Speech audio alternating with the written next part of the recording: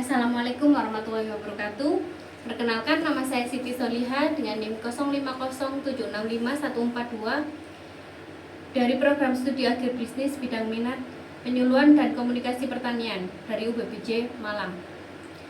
Di sini saya akan membuat tugas dari mata kuliah dinamika kelompok masyarakat agribisnis. Saya sudah bersama dengan Bapak Anto, salah satu anggota kelompok tani maju makmur yang ada di Desa Puspo, Kabupaten Pasuruan. Bapak, saya ingin menanyakan beberapa pertanyaan Bapak. Iya. Menurut Bapak, kan ini ada 3 peran utama dalam kelompok tani. Bisa Iya. Bapak sebutkan untuk perannya bagi para anggota? Oh ya, yang pertama sebagai tempat belajar ya, karena di sini kami bisa saling berbagi pengalaman dan juga mendapatkan ilmu dari penyuluh.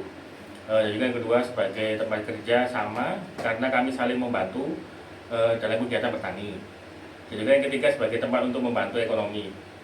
Misalnya dalam pembelian pupuk dan penjualan hasil panen. Dan juga kelompok ini bukan hanya tempat kumpul ya, tapi benar-benar membantu kami dalam kegiatan sehari-hari.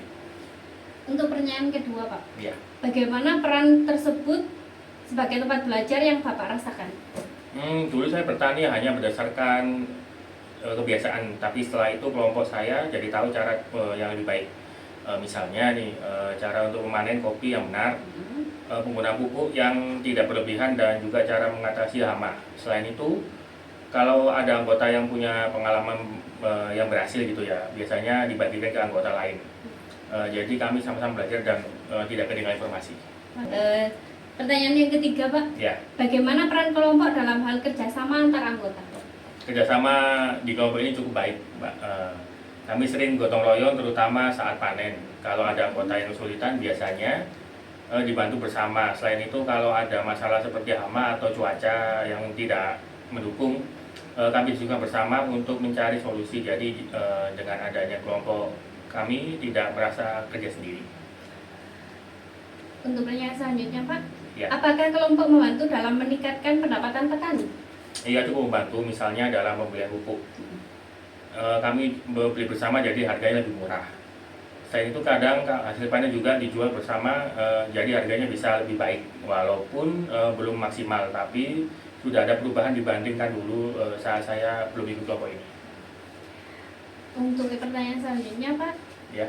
menurut Bapak apakah kelompok tani maju makmur sudah berjalan efektif? Menurut saya sudah cukup efektif, Mbak, karena ada hasil yang kami rasakan, pertemuan rutin, informasi juga ada ya, dan hasil panen meningkat, tapi memang belum sempurna sih, Mbak. Karena masih ada anggota yang kadang aktif. Kalau semua anggota bisa lebih aktif, mungkin hasilnya bisa lebih baik.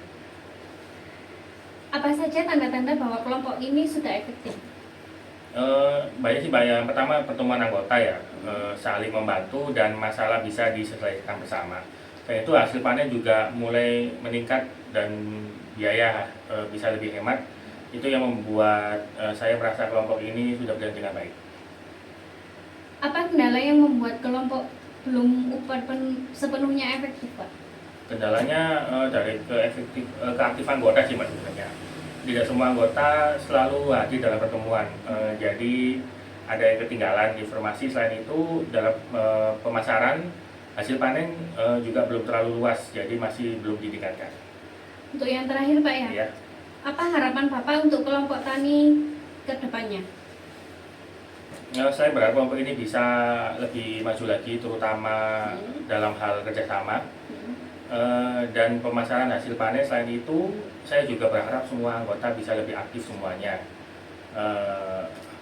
dan juga anggota bisa dirasakan bersama gitu. Kalau kelompok semakin baik, tentu kehidupan petani juga akan lebih baik. Jadi memang kelompok tani maju makmur ini sering berkumpul ya Pak ya? Iya, betul, Pak. Untuk melakukan diskusi atau sekedar ngobrol-ngobrol tentang permasalahan mereka di kebun untuk mereka masing-masing. Iya, betul. Baik Bapak, terima kasih atas waktu yang telah diberikan. Ya. Assalamualaikum warahmatullahi wabarakatuh.